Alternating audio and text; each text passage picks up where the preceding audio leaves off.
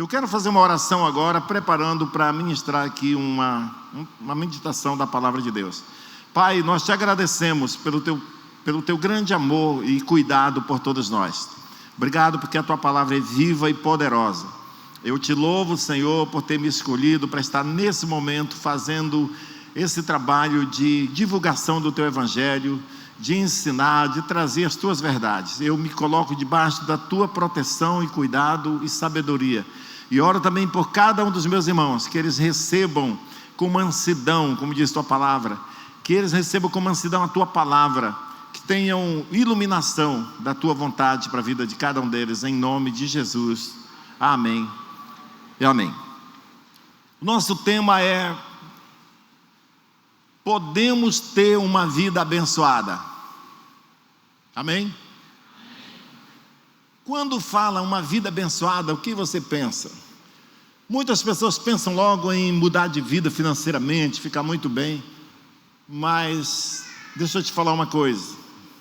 As pessoas que pensam assim, facilmente também se afastam de Deus, se desanimam, perdem a fé. Porque bênção de Deus nem sempre tem a ver com finanças. Ou a maioria das vezes não tem nada a ver com finanças. Embora finanças faz parte de uma vida bem-sucedida, abençoada. O que realmente significa ser abençoado, então? Ser abençoado não é necessariamente possuir coisas. Essa mensagem, a princípio, não agrada muito, porque nós aprendemos dessa geração que ser abençoado é ter coisas, e há quem até ensine que se eu sou crente eu tenho o direito de prosperar, de ter dinheiro, e se eu não tenho, eu vou pôr Deus na parede e dizer que Ele tem que me abençoar porque eu estou na igreja, e se eu não vejo isso acontecer, eu deixo a igreja, por incrível que pareça. Então ser abençoado não é possuir coisas. No Novo Testamento, a bênção é normalmente ligada tanto com a pobreza, provação, quanto com os benefícios espirituais de estar unido pela fé a Jesus. É outra história. Então, ser abençoado não significa necessariamente possuir coisas. De acordo com algumas versões da Bíblia de estudo em inglês, a palavra grega traduzida para bem-aventurança, que a gente encontra em Mateus capítulo 5, as bem-aventuranças que todo crente conhece. A palavra grega para bem-aventurado é makarios, que significa ser plenamente satisfeito. Amém? É mais do que ter riqueza, mais do que ter bens materiais, porque há pessoas que têm muitos bens e não estão satisfeitos, não estão felizes. Bem-aventurado é ser plenamente satisfeito em Deus. Refere-se àqueles que receberam o favor de Deus, independentemente das circunstâncias. Hoje de manhã, no primeiro culto, eu procurei a senhora, a mãe do Daniel. Ela estava aqui, me ia falar, a viúva, a mãe do Daniel está aqui na igreja, no primeiro culto hoje de manhã. Então eu procurei, me falaram, ela estava bem naquele canto, e eu vim de lá de trás, por aquele corredor, estava na hora do louvor. A mulher enterrou seu esposo ontem, e hoje de madrugada o filho foi acidentado, está entubado no hospital. E eu vim, na hora do louvor, vinha por ali, quando eu cheguei lá, ela estava assim, adorando a Deus, na hora do louvor. Obrigado, Deus, porque o Senhor me sustenta. Eu pensei, isso é ser verdadeiramente abençoado. No meio da crise, no meio da dificuldade, você se sentir amparado por Deus, você saber que Deus não te deixou, que Deus está do seu lado, que você vai superar em Cristo Jesus qualquer circunstância. Isso é ser abençoado, apesar das circunstâncias. O abençoado também tem momentos bons, mas ele não depende disso. Então, ser abençoado é você estar ligado a Deus, independente das circunstâncias. O que é ser abençoado, então? As Escrituras nos mostram que a bênção é qualquer coisa que Deus nos dá e que nos torna plenamente satisfeitos nele. Quando você reconhece que aquilo que você tem foi Deus que te deu e você deve lealdade a Ele, você está satisfeito nele, isso é bênção, isso é prosperidade, isso é ser abençoado. Qualquer coisa que nos aproxima de Jesus é bênção. Se os seus bens te afastam dele, então isso não pode ser bênção. Se a sua riqueza aumentaram tanto que você não tem mais tempo para pensar em Deus, para ler a Bíblia, para ver seus irmãos, para meditar na palavra de Deus, para se relacionar com Ele, então isso não é bênção. Vocês estão entendendo? Isso é muito importante entender.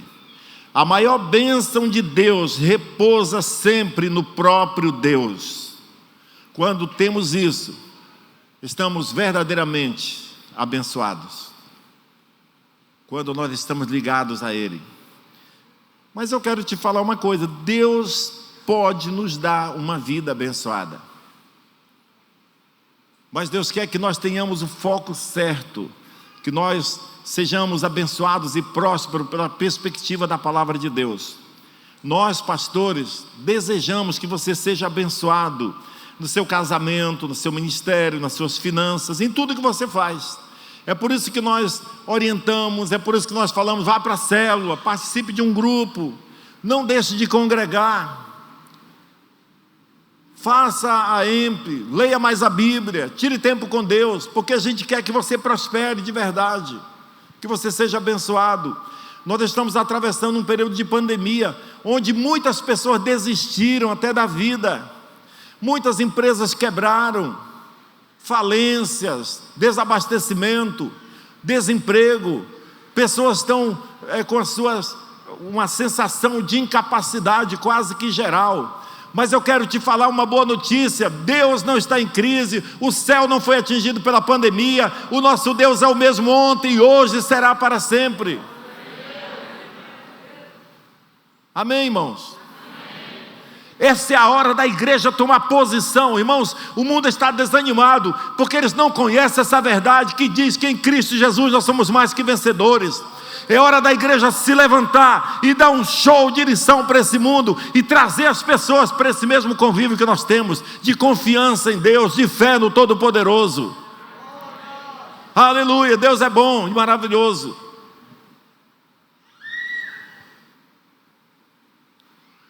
Podemos ter uma vida abençoada, sim, mas do ponto de vista de Deus.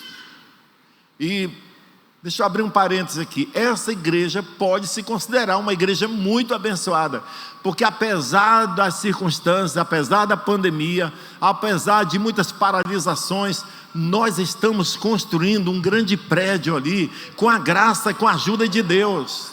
Hoje eu levei o pastor Eloy com a família dele, percorremos todos os cômodos lá e fui mostrando, e ele estava dizendo: meu Deus, que coisa bonita, que grande, que Deus está abençoando. E é verdade, irmãos. E ele não me perguntou, mas se ele perguntasse: como vocês estão conseguindo? Eu ia dizer: porque Deus está abençoando a nossa igreja, são os irmãos que estão fazendo.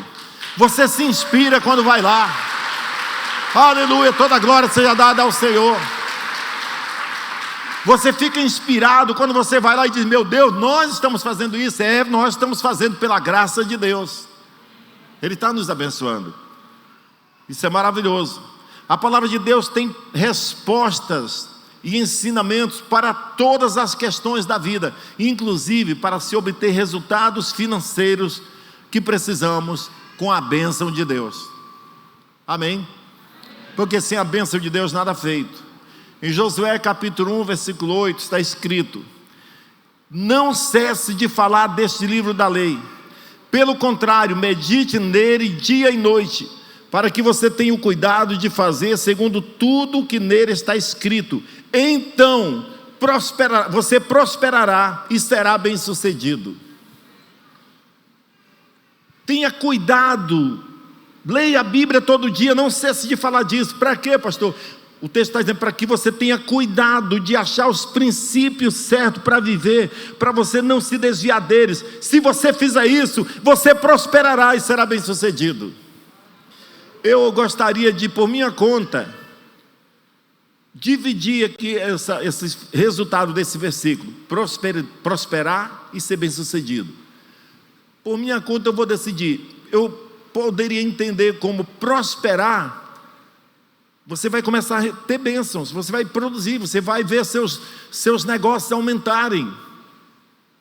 Mas bem-sucedido fala de não ter estresse, de você não ficar escravo daquilo, de você não estar com medo da polícia porque você está prosperando. Não é porque você está usando a sua esperteza e das facilidades que esse mundo oferece, mas é porque o Deus dos céus que está te abençoando. Você pode pôr sua cabeça no travesseiro e dormir tranquilamente, sabendo: eu estou debaixo da bênção, da proteção de Deus.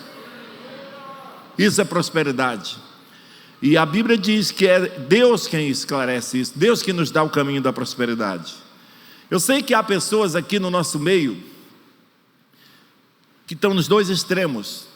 Não é que eu conheço alguém assim, mas eu sei, num ajuntamento de gente com esse, tem gente que pensa muitas coisas diferentes. Assim como tem pessoas que pensam que ser crente me dá o direito de exigir de Deus que eu melhore financeiramente, que eu tenha dinheiro, que eu tenho que determinar: Deus, se eu prometeu, você vai ter que me dar. E tem que falar em dinheiro na igreja nessa forma. Isso é um extremo. Tem o outro extremo de pessoas que acham que falar de dinheiro na igreja não é certo, que o pastor não devia pregar sobre finanças, deve pregar só sobre salvação. Mas a Bíblia não se resume, não se limita só à salvação da alma. Ela fala de tudo. Inclusive tem até um texto de Oséias capítulo 4 versículo 6, que diz: o meu povo está sendo destruído porque lhe falta conhecimento. Tem vários contextos, outro contexto, mas nós podemos dizer: a falta de conhecimento nos leva a crenças extremas. Uns acham que Deus tem que dar, outros acham que não deve falar nisso. Mas deixa eu falar uma coisa aqui. Há mais de 500 versículos na Bíblia relacionados à oração e outros 500 relacionados à fé. Porém, há mais de 2.000 versículos relacionados a dinheiro e a bens materiais. Agora, existe um princípio de interpretação que quando uma coisa está escrita na Bíblia, é porque é importante.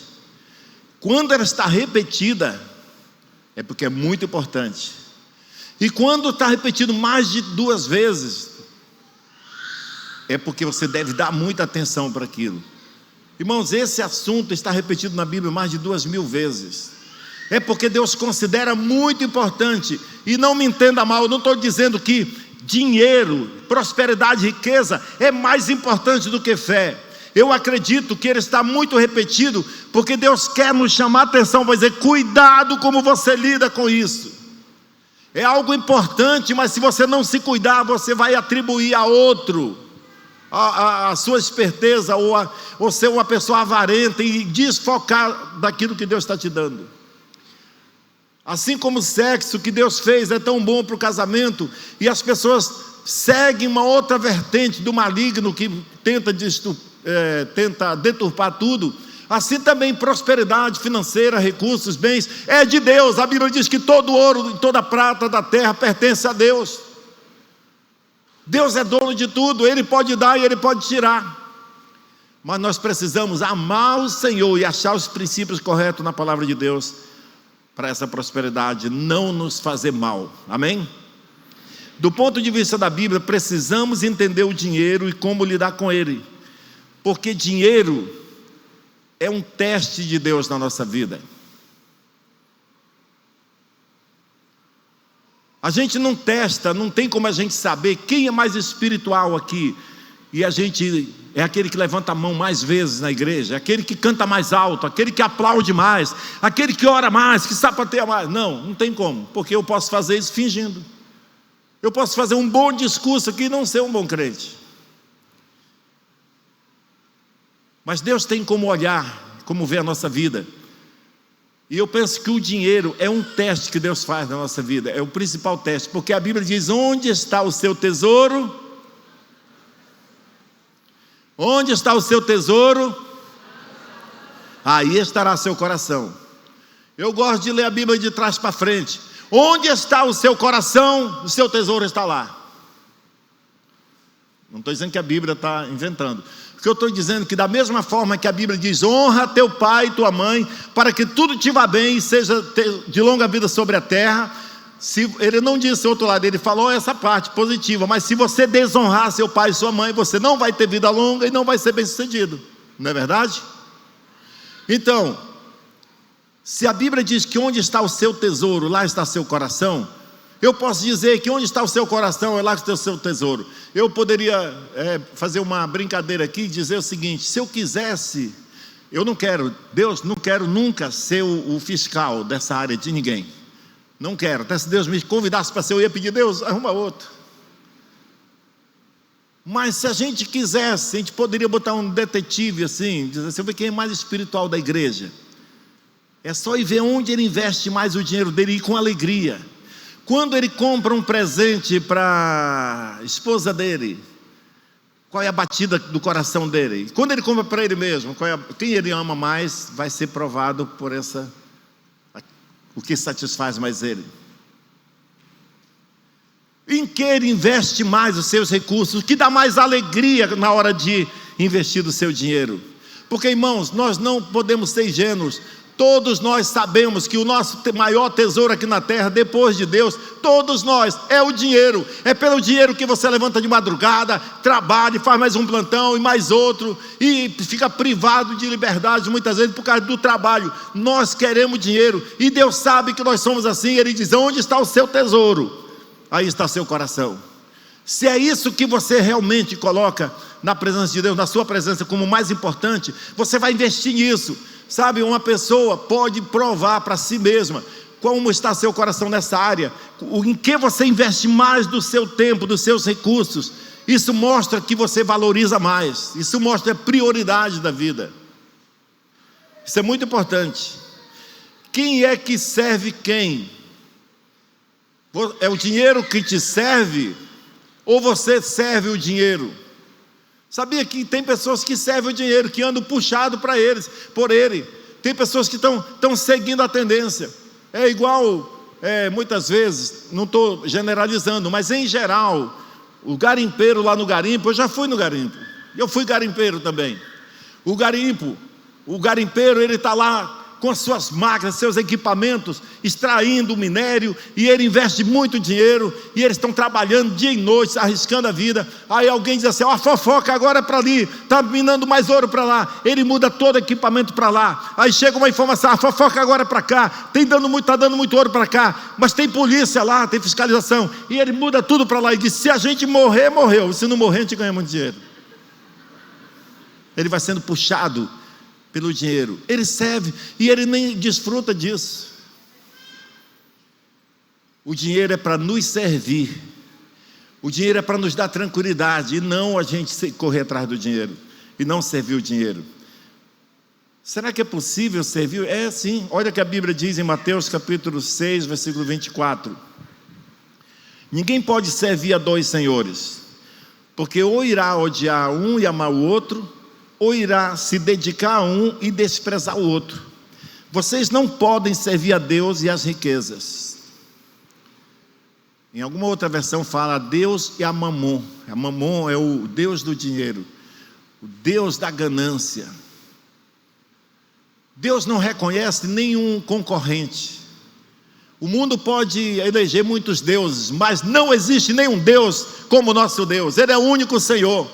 Deus não está lutando com o inimigo. O diabo está lutando com Deus e Deus está numa luta. Não, Deus não tem páreo para ele. Não tem ninguém que possa enfrentar Deus. Inclusive a Bíblia diz que no dia do Armagedon, na batalha do Armagedon, quando Jesus descer nas nuvens, Satanás vai se curvar diante dele. Aleluia. Não há ninguém, não há outro Deus, não há ninguém que possa se comparar a Deus. Mas Deus admite que para nós aqui na terra, infelizmente, tem alguém que muitos de nós desviamos dele para servir esse outro, que é o Deus da ganância, o Deus do dinheiro. E ele diz: vocês não podem fazer isso. Não tem como você servir a Deus e as riquezas. Amém? Nós precisamos ajustar o nosso coração para a gente poder estar apto a receber de Deus.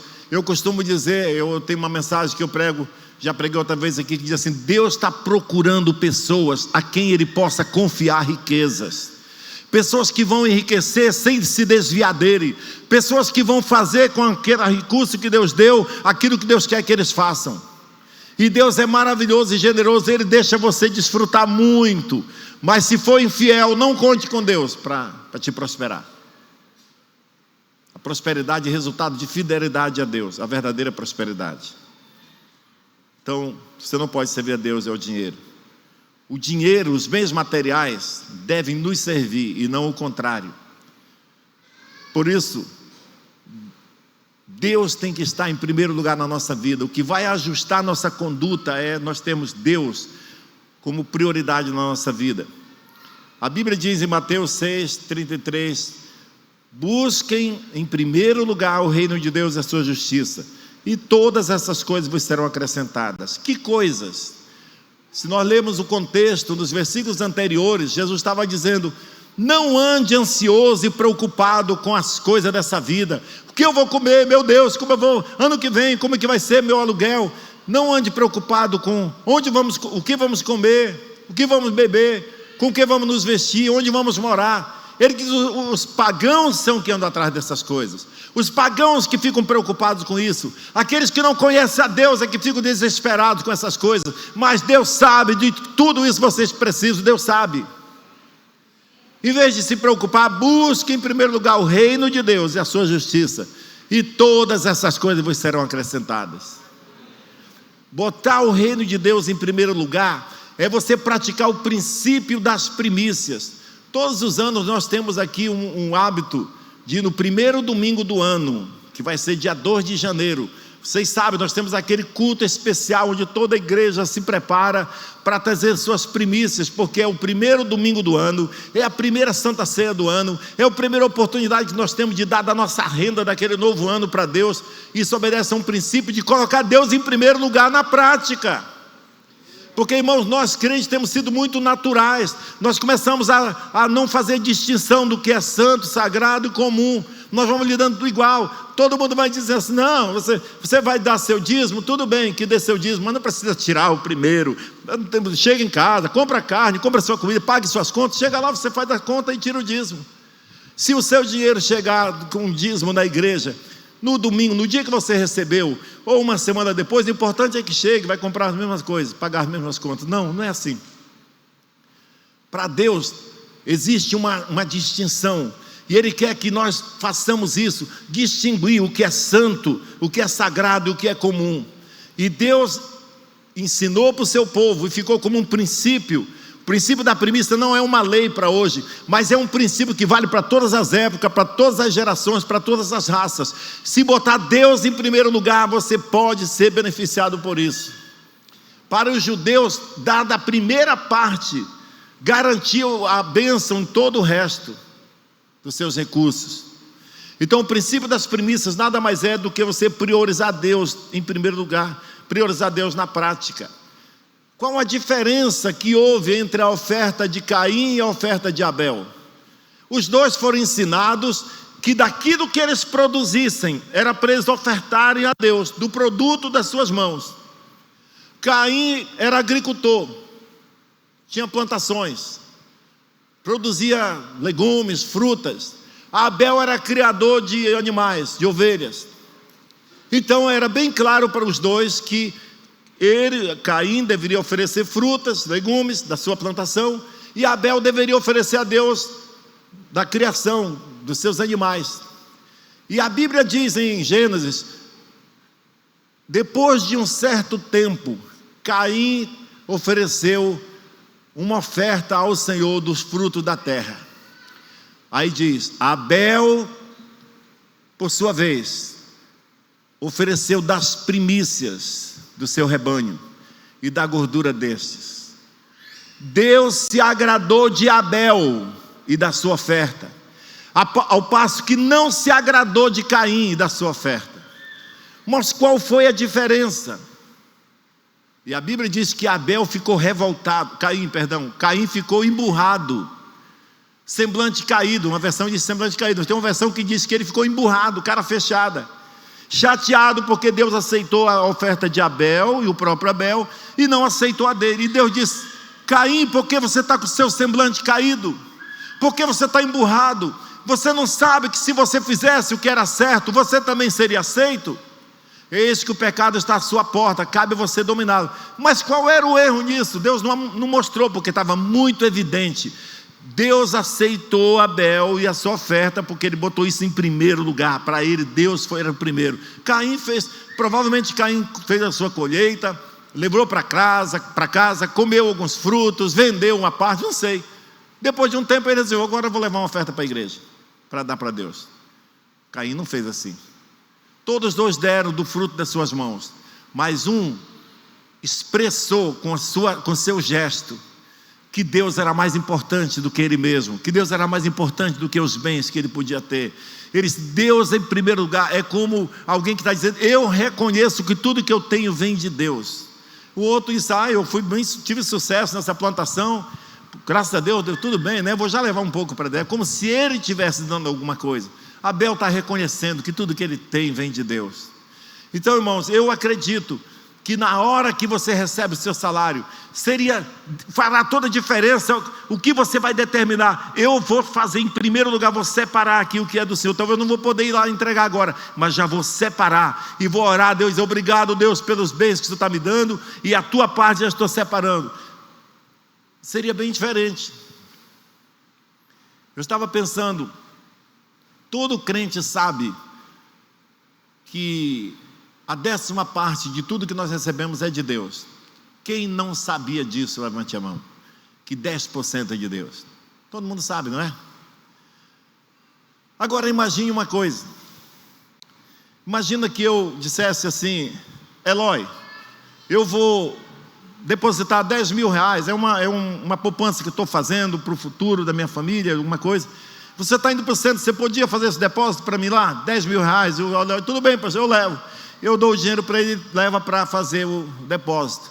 Aí no caminho, o Eloy encontra uma família pobre no sinal pedindo ajuda. Ele fica tão quebrantado, diz: ai meu Deus, eu acho que eu vou dar desse dinheiro do pastor Lima para ajudar esses pobres. Ele estava certo de fazer isso?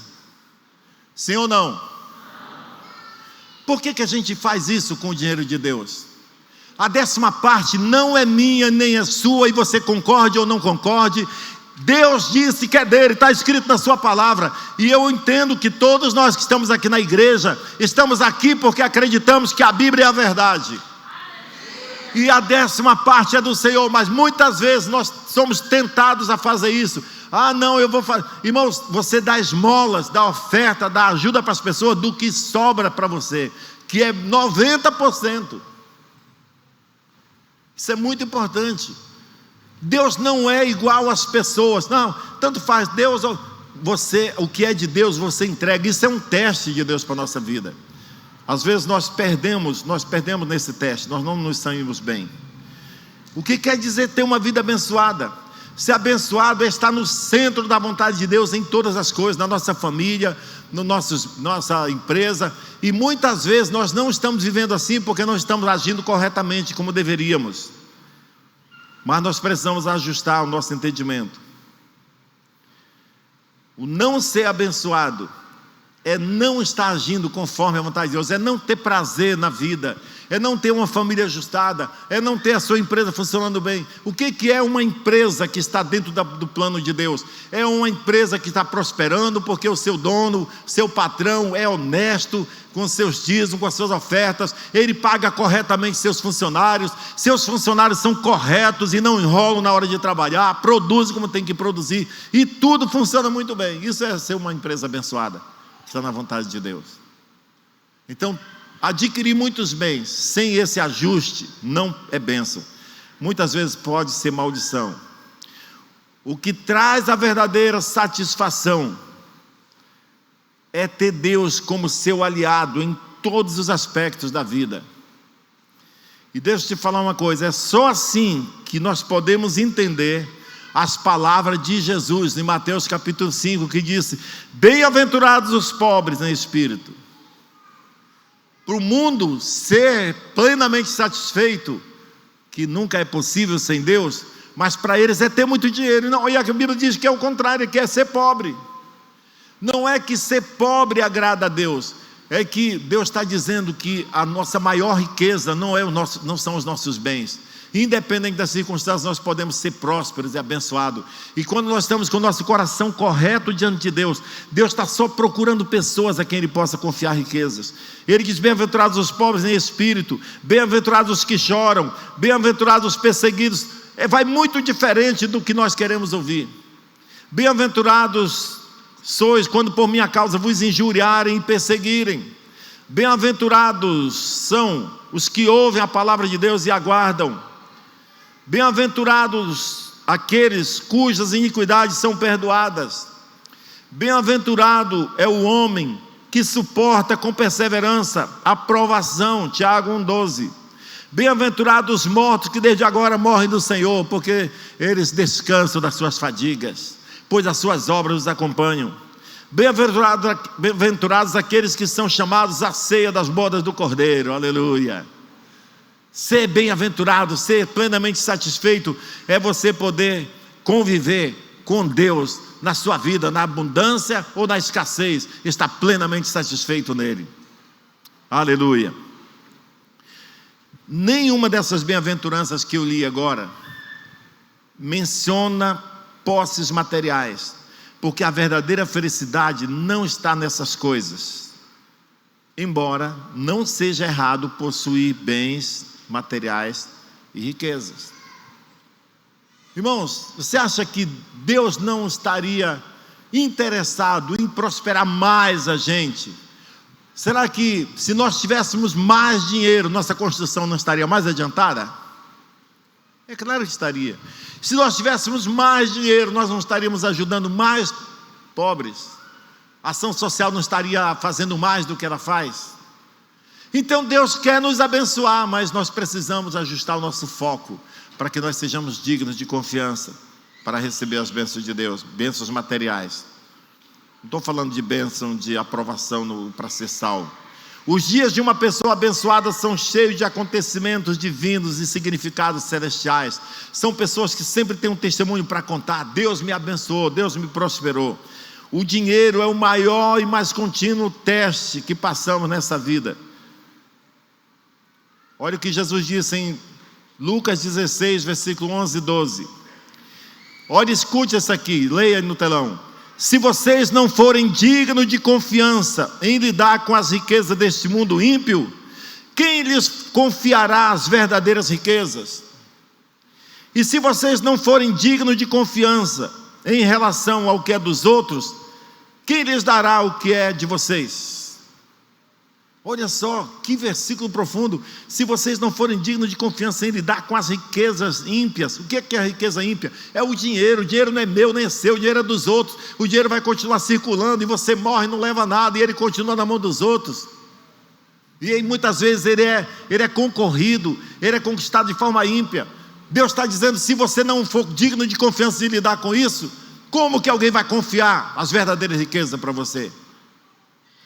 Se você não é digno de confiança em cuidar do que é dos outros, como nesse caso que eu falei do dízimo, o Eloy pegar o meu dinheiro e fazer outras coisas, como que Deus vai confiar as verdadeiras riquezas para ele, ou o que é dele?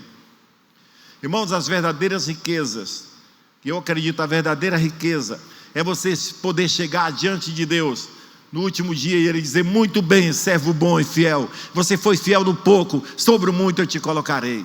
É Deus te achar digno de ele poder dizer: eu vou abençoar essa comunidade e eu encontrei você, é digno de confiança, eu posso confiar recursos nas suas mãos, porque você não vai se tornar avarento, nem egoísta, nem miserável, você vai repartir, você vai causar um bem para toda a comunidade. Deus está esperando isso de nós, Deus está procurando. Eu creio que Ele está encontrando nesse salão aqui centenas de pessoas com esse perfil, para a glória de Jesus. Eu creio. Aí você vai poder dizer: eu sou verdadeiramente próspero e abençoado. As nossas ofertas falam muito sobre o nível de gratidão e amor que nós temos por Deus no nosso coração. Como nós damos nossa oferta? A gente separa um valor dizendo: esse aqui eu vou levar para a igreja, Isso aqui eu vou investir na obra de Deus. Ou a gente não pensa nisso, e na hora do culto a gente, ai meu Deus, tem R$2 aqui, e procura e dá aquele amassadinho. Tudo isso conta. Nós estamos pensando em comprar um ferro de passar para os irmãos desenrolarem os dinheiros que a igreja recebe. Aí tem que gastar com isso, porque dói o dedo depois dos irmãos ficarem amanhã tentando desenrolar aqueles R$2 bem enroladinho.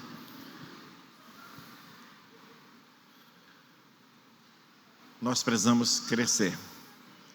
1 Samuel capítulo 2, versículos 7 e 8 diz: Ele faz com que alguns fiquem pobres e outros ricos, rebaixa uns e eleva outros. Deus levanta os pobres do pó e tira da miséria os necessitados. Ele faz com que os pobres sejam companheiros dos príncipes e os põe em lugares de honra. Isso aqui não quer dizer que Deus faz acepção de pessoas, mas quer dizer que as riquezas é Deus quem dá, que é Deus quem levanta, que você e eu temos que confiar em Deus, que eu e você temos que confiar no Senhor para prosperar e não nas nossas habilidades desse mundo. Deus é quem dá riquezas. Eu quero rapidamente ler 3 versículos que são princípios importantes para a prosperidade financeira. Depois que seu coração está ajustado, você precisa entender, a Bíblia quer que você prospere, Deus quer que nós sejamos abençoados. Mas olha aqui, Provérbios capítulo 10, versículo 4 diz: o preguiçoso fica pobre, mas quem se esforça no trabalho enriquece.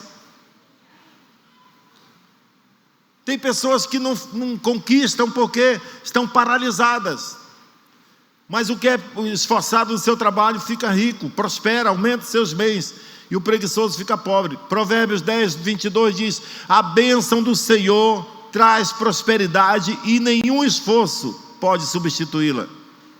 Provérbios 11, 25: quem é generoso progride na vida. Amém? A Bíblia diz que é melhor dar do que receber. Quem é generoso progride na vida, quem ajuda será ajudado. Esses versículos bíblicos identificamos 3 chaves para alcançarmos as riquezas e prosperidade financeira com a bênção de Deus. Com a bênção de Deus. Primeiro princípio: trabalho e boa administração dos recursos que Deus nos dá. Irmãos, quanto de nós desperdiçamos os bens que Deus confia às nossas mãos? Comprando compulsivamente, gastando mais do que podemos, ficando endividado, pagando juros e multas, porque não temos o controle, não estamos cuidando com responsabilidade. Deus vai pedir contas dos bens que veio às nossas mãos. Provérbios 22, 29 diz: você já observou um homem habilidoso no seu trabalho? Será promovido ao trabalho, ao serviço real, não trabalhará com gente obscura. Ele está dizendo: você está vendo aqueles que se organizam, que é habilidoso. Um homem habilidoso no seu trabalho é alguém que se qualifica, alguém que faz cursos, alguém que se esforça para melhorar. Sabe, a pessoa que se esforça para dar o melhor de si, ela está numa empresa ali que está pagando X, o outro empresário maior diz: eu vou pagar mais para ele, eu vou tirar ele, eu vou promover ele. Ou o próprio patrão vai dizer: não, esse aqui eu não perco, eu vou promover ele. Mas tem gente que fica a vida toda fazendo aquele mesmo que ele aprendeu e nunca mais se reciclou. Hoje em dia nós podemos crescer, prosperar, aumentar, fazer cursos, nos capacitar. Você já viu o homem habilidoso? Já observou? Ele será promovido, diz a Bíblia. A Bíblia mostra em várias passagens que Deus recompensa a boa administração dos recursos que nos dá. O que fazemos com os recursos e com as oportunidades que temos vai ser avaliado por Deus. Olha aqui em Lucas capítulo 19, versículos 12 em diante. A Bíblia diz aqui o seguinte: por isso Jesus disse: certo homem nobre partiu para uma terra distante, a fim de tomar posse de um reino e voltar. Chamou 10 dos seus empregados, seus servos, confiou-lhes 10 minas e disse-lhes: negociem até que eu volte. Mas os seus cidadãos o odiavam e enviaram após ele uma embaixada dizendo: não queremos que este reine sobre nós. Quando ele voltou, depois de ter tomado posse do reino, mandou chamar os seus servos a quem tinha dado o dinheiro, a fim de saber quanto tinham conseguido ganhar em seus negócios. O primeiro se apresentou e disse: Senhor, a sua mina rendeu 10. O Senhor lhe disse: muito bem, servo bom. E porque você foi fiel no pouco, terá autoridade sobre 10 cidades. O segundo veio, se apresentou e disse: Senhor, a tua mina rendeu 5. A este o Senhor disse: você terá autoridade sobre 5 cidades. Isso fala de você ser promovido de acordo com as capacidades que você adquiriu e com o seu esforço e com a sua determinação de fazer bem feito aquilo que Deus colocou nas suas mãos, de ser responsável. Você acha que se eu fosse uma pessoa toda desorganizada, endividado, irresponsável, será que eu poderia assumir uma igreja dessa e ficar aqui à frente e ser confiado tantos bens que essa igreja possui, debaixo da minha coordenação, e pessoas tão preciosas? Se você fosse uma pessoa não digna de confiança, você acha que Deus confiaria coisas às suas mãos? Ele está dizendo aqui que nesse caso aqui das empresas, e o texto aqui mostra que é um paralelo mostrando o que Deus acha das pessoas. Você será promovido de acordo com as suas capacidades. O que tinha capacidade para 10, conquistou 10, foi governar sobre 10 cidades. O outro que tinha capacidade número 5, não ficou atrás, ele foi todo o seu potencial também, foi promovido para a capacidade que ele tinha, e a responsabilidade.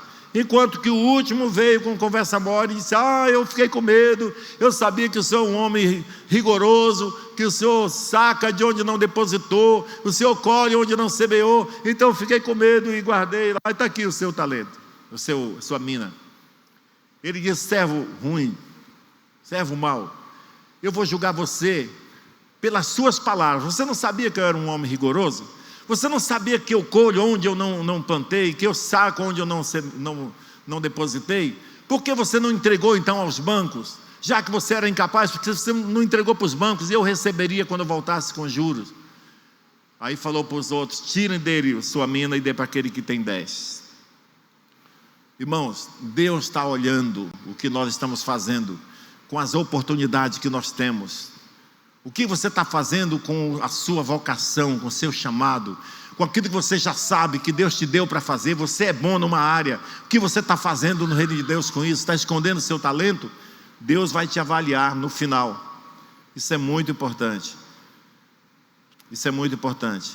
Nesse último texto que nós lemos, das minas, temos uma grande lição de administração financeira. Não adianta botar recursos nas mãos de quem não está disposto a se esforçar e correr riscos. Se um empresário não faz isso, você acha que Deus é menos sábio do que os empresários? Deus não vai botar recursos nas mãos de pessoas que vão perder aquilo que Ele deu, ou que não vão fazer render. Por isso nós temos que nos preparar, irmãos. Jovens, se preparem. O estado de Roraima vai ser um dos estados mais ricos do Brasil.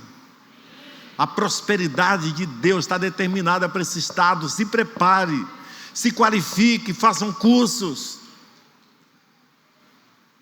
Esteja pronto para quando Deus mandar, você estar na sua posição de receber. Os especialistas em inteligência financeira cristãos dizem que prosperidade financeira não tem nada a ver com ganhar mais, e sim com mudança de mente. Prosperidade financeira, são especialistas que dizem isso, gente que estudou, descobriu isso. Prosperidade financeira não tem nada a ver com ganhar mais. Tem gente que diz: se eu ganhasse mais, eu ia estar melhor de vida. Não, irmão, suas contas vão ser maiores também. Se você não se organizar, quanto mais ganha, mais fica aperreado. Não dorme de noite, porque faz coisas sem pensar. Você tem que estar preparado. Prosperidade financeira é uma questão de mudança de mentalidade. Você valorizar o mínimo, gastar menos, investir mais em você mesmo, em estudo, em capacitação. o que você faz com o seu dinheiro, com as oportunidades que você ganha, sabe? É isso que vai decidir no final da sua vida, em tudo. O Tiago Brunet, que é um grande pastor e especialista nessa área também de inteligência emocional e financeira, ele diz no seu livro 12 dias para atualizar a sua vida. Tiago Brunet diz o seguinte: se queremos mudar de vida para melhor, temos que mudar a nossa mente, nossa forma de pensar sobre o dinheiro, sobre a vida. Temos que nos esforçar mais, estudar mais, gastar menos, se queremos prosperar, melhorar de vida. Isso aqui é a ciência que está dizendo, mas eu já li o que Deus diz também sobre isso. Quem é responsável, quem se habilita, o homem habilidoso no seu trabalho vai ser promovido. Amém? Eu creio que nós somos uma parcela da comunidade aqui de Boa Vista, que temos informações e revelação que eles estão precisando para levantar a cabeça e ter confiança e avançar. Nunca a igreja teve tanta capacidade de avançar, de conquistar terreno como agora, porque nós temos as respostas de Deus para a sociedade do Brasil e de Boa Vista. Aleluia. 1 Coríntios capítulo 13, nós já vamos encerrar. 1 Coríntios capítulo 3, versículo 8 diz: o que planta e o que semeia tem o mesmo propósito, um só propósito, e cada um será recompensado de acordo com o quê? Com o seu trabalho. Com o seu trabalho. Quem planta e quem colhe tem o mesmo propósito, mas cada um será recompensado segundo o seu trabalho, de acordo com o seu trabalho. E o último versículo aqui para a gente encerrar, Provérbios 28, 20, parte A do versículo diz: o homem fiel será ricamente abençoado.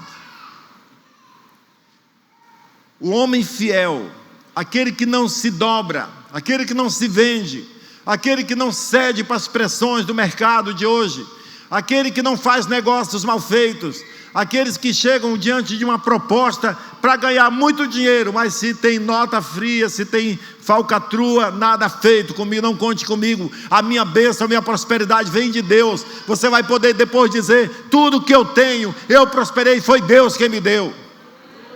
Amém, irmãos? Eu quero declarar a bênção de Deus sobre essa igreja. Nessa área eu acredito que Deus está nos dando um amadurecimento, uma fidelidade, uma afinação com Deus, mas tudo começa se Deus for o primeiro na sua vida. E o primeiro na nossa vida começa a ter evidências como nós lidamos com o santo, com o sagrado e com o comum. Você pode usar seu dinheiro e comprar qualquer coisa na hora que você quiser? Pode. Você pode, antes de dar seu dízimo, comprar as coisas, pagar, depois você dá? Pode. Não tem ninguém te fiscalizando. Mas como você lida com isso, Deus está vendo.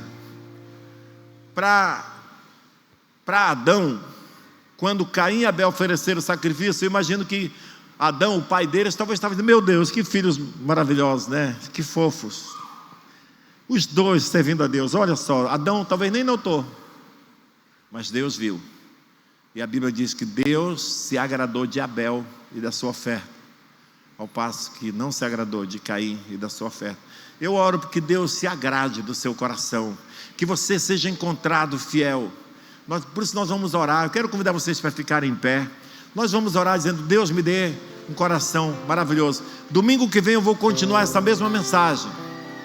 Não perca e traga seus amigos para ouvir. Nós vamos dar continuação. Essa mensagem é uma série, 2 partes. Esse domingo e domingo que vem eu vou continuar de onde eu parei aqui. Então se organize para você pegar tudo e começar nesse final de ano, tanto se desligar do passado que não foi bom, deixar o passado para lá e começar uma nova vida agora. Porque, irmão, escute aqui, ó. Se você sentiu atacado por essa verdade, nunca é porque Deus quer envergonhar você, quer que você fique mais triste. É porque Deus está querendo que você encontre a mudança, a verdade, porque Deus deseja que você mude. No dia que Deus se calar é porque não tem mais jeito. Se você não ouve mais Deus falar sobre isso, é porque não tem mais jeito.